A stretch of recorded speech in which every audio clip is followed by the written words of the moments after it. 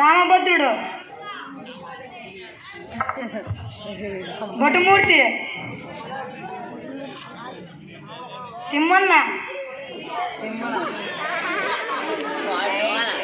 సూరన్న,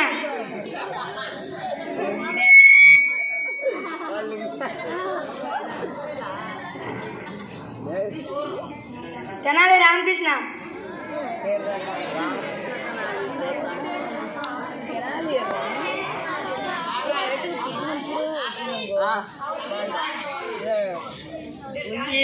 ఈ నాటకం యొక్క ప్రధాన ఉద్దేశం భువన విజయ సభను అష్టదిగ్గజ కవులను పరిచయం చేస్తూ మన తెలుగు భాష ప్రఖ్యాతిను ఘనతను భాషాభిమానం పెంపొందించుకోవడమే ఈ నాటకం యొక్క ఉద్దేశం.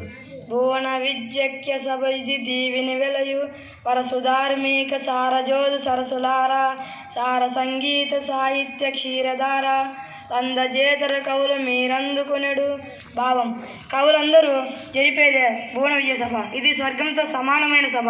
ఇందులో కవులు సంగీత సాహిత్యాన్ని కురిపిస్తారు. అందుకోండి. రాజాది రాజా రాజ మార్తాండ సమరంగన సౌరభామ శ్రీకృష్ణ దేవరాయలు విచ్చేస్తున్నారు.